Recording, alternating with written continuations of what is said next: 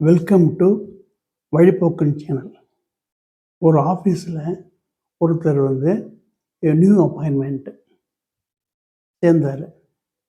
வேலைக்கு வந்த நாளில் அவருக்கு காலையில் அவர் டேபிளில் 10 மணிக்கெலாம் டீ வருது, குடிக்கிறாரு. 11 மணிக்கு டீ வருது, குடிக்கிறாரு. லஞ்சுக்கு போயிட்டு வர்றாரு.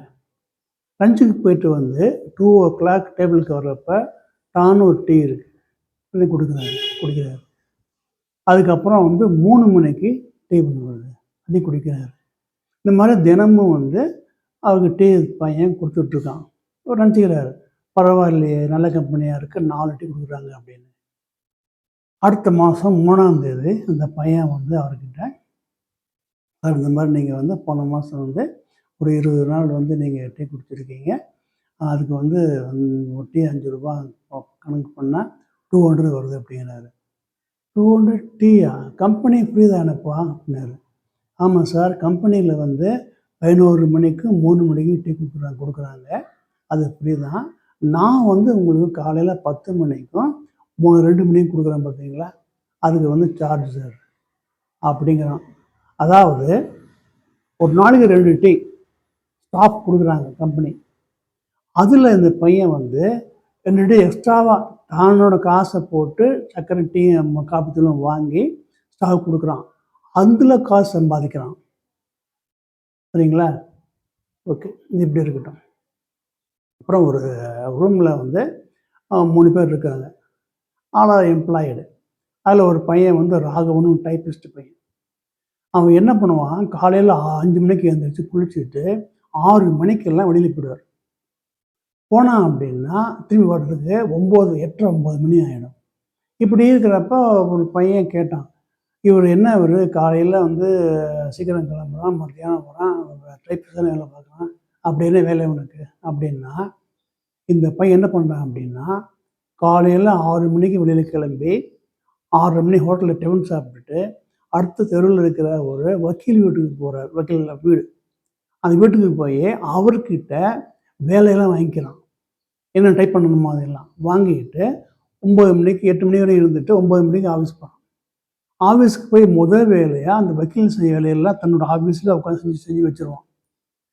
சரி, அதுக்கப்புறம் லஞ்சு 1 to 1. அந்த லஞ்ச் டயத்தில் டக்குன்னு கீழே போய் 3வது ஆஃபீஸ் சார்ட்டர்ட் அக்கௌண்டன்ட் ஆஃபீஸ் ஒன்று இருக்குது, அக்கௌண்டன்ட். அங்கே போய் உட்காந்துக்கிட்டு அவர்கிட்ட வேலை வாங்கிட்டு வருவான். அந்த வேலையெல்லாம் லஞ்சில் இருந்து அந்த வேலையை முடிச்சிடுவார். முதல் வேலையை முடிச்சு வச்சுப்பார்.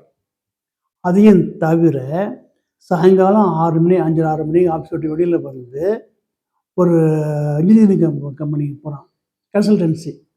அங்கே போய் வேலையெல்லாம் வாங்கிப்பார். வாங்கிட்டு இந்த 3 வேலையையும் தன்னோட ஆஃபீஸில் உட்காந்தே ஆஃபீஸ் வேலையும் பார்த்துக்கிட்டு இந்த வேலையும் பார்த்துக்கிட்டு இந்த பையன் சம்பாதிக்கிறான். சரி, he took leave for a week.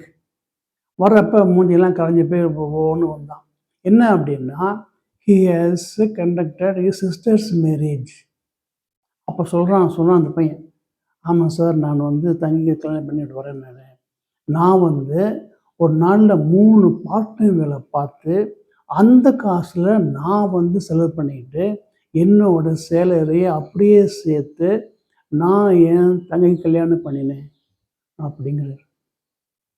சரிங்களா? இதை அப்படி விட்டுரும். 3வது ஒரு ஆஃபீஸ். அந்த ஆஃபீஸில் ஜார்ஜ் வர்றார். அந்த ஜார்ஜ் வந்தவுடனே ஒரு 9 மணிக்கு வர்றார் ஆஃபீஸ்க்கு. வந்த உடனே தன்னோட டேபிளில் அந்த பப்பையெல்லாம் வச்சுட்டு he goes to the opposite table. அங்கே போன உடனே, நீ என்ன பண்ணுறப்பா அப்படின்னு சொல்லிட்டு, எங்கன்னு 30 ஆள் இருக்குது அந்த பையன். அங்கே போய் அவருடைய வேலையை எடுத்து பார்க்குறான். Is a report. மனம் 4-5 ஃபைலை பார்த்து இந்த ரிப்போர்ட்லாம் கம்ப்ளீட்டாக தயார் பண்ணி அவனை ஹெல்ப் பண்ணி இந்த ரிப்போர்ட்டை அவனுக்கு கொடுத்துட்டு வரார். பார்த்தா மணி 11. உடனே he goes to next table. அங்கே போய் என்ன பண்ணுறா அப்படின்னா, he is preparing a statement. டக்குன்னு உட்காந்துக்கிட்டு இந்த காலம் எப்படி போடு, அந்த காலம் எப்படி போடு, இந்த புதிரை எப்படி மாற்றி இது சேர்த்து போடு சொல்லிவிட்டு he has completed the statement. மணி 1 மணி ஆச்சு லஞ்ச். லஞ்சு முடிஞ்ச உடனே 3வது டேபிளுக்கு அங்கே ஏத்தாப்புல போகிறார். அங்கே போயிட்டு என்ன பண்ணுறீங்க அப்படின்னு பார்த்துட்டு is a legal report case போட்டுருக்காங்க ஒருத்தருக்கு கம்பெனி மேலே. அது விஷயமா நான் எல்லாம் பார்த்து பக்காவாக ஒரு ரிப்போர்ட் தயார் பண்ணி வர்றப்ப மணி 3. சரி, காலையில் எழுந்திரிச்சு 3 டேபிளில் போய் அவங்க வேலையை பார்க்குற இந்த பையனுக்கு தான் டேபிளில் வேலை இருக்கும் இல்லையா, அதை வந்து தான் டேபிளில் உட்காந்து he does it from 3 to 6, 3 to 6 அந்த வேலையை பார்த்து முடிச்சு தான் வீட்டுக்கு போவான். சரிங்களா? இப்படி அந்த டிபார்ட்மெண்ட்டில் எந்த ஒரு துரும்பு அசைஞ்சாலும் தெரியும் இந்த பையனுக்கு. He just knows everything. Manager தான் கூப்பிடுவார். டான்னா அந்த டேபிளில் அந்த அந்த வேலை, அந்த ப்ராஜெக்ட்டு, இந்த ரெஃபரன்ஸு, இந்த கான்ட்ராக்டு எல்லா விவரமும் பக்காவாக தெரியும் இந்த பையனுக்கு. So he has become deputy manager with 35 years. 35 வயசுக்குள்ளே இந்த பையன் டெபுட்டி மேனேஜர் ஆகிட்டான். சரிங்களா? இப்போ டீ கொடுக்க அந்த பையன் வந்து இஸ் அ ராஜன், ஒரு மலையாளி பையன், கேரளா பையன். 3 இடத்துல பார்ட் டைம் வேலை பார்த்து தன்னோட தங்கச்சிக்கு கல்யாணம் பண்ணி வச்சது அந்த பையன் வந்து ராகவன் ஐயர் பையன். எல்லா டேபிள்லையும் போய் அவங்க வேலையை பார்க்குற அந்த அவரும் ஜார்ஜுங்கிற கிறிஸ்தவ பையன். நல்லா ஞாபகம் வச்சுங்க, இந்த 3 பேரும் வேறு வேறு இனத்தவர்கள் அல்ல, எல்லாரும் நம்ம ஆளுங்க தான், நம்ம கூட இருக்காங்க, நம்ம கூட பழகுறாங்க. சரிங்களா? இந்த 3 பேரும் வந்து they are not just coming to office, they just utilize their skill for 100%. அறகுறை உழைப்பு போராது, 100% உழைப்பு தேவைங்கிறது வந்து இவங்களை பார்த்து கற்றுக்கணும். நம்ம ஆளுங்களை எப்படி லேட்டாக வரணும், சீக்கிரமாக போகணும், லீவ் போடணும். இந்த 3 இவங்ககிட்ட கிடையாது. அதனால் ஒருத்தர் கவனித்து பாருங்கள், லீவ் போகிறது கிடையாது, லேட்டாக வர மாட்டாங்க, சீக்கிரமாக போக மாட்டாங்க. அதுதான் சொல்கிறது 100% உழைப்புங்கிறது வந்து. அந்த ஆஃபீஸில் இருக்கிற 3 பேர் வந்து ஒரு ஃப்ரெண்ட்ஸுங்க. இவனோட அக்காவுக்கு பொண்ணுக்கு காது குத்துன்னா 2 பேரும் போயிடுவாங்க லீவ் போட்டு. அவன் அண்ணன் பொண்ணு கல்யாணம்னா 2 பேரும் லீவ் போட்டு போயிடுவாங்க. மொட்டை பொண்ணும்னா லீவு, கல்யாணம், இப்படி 3 பேருக்குள்ள மாறி மாறி மாறி வர்ற எல்லா விதமான ஒரு ஃபங்க்ஷனுக்கும் 3 பேரும் வந்து லீவ் போட்டுருவாங்க.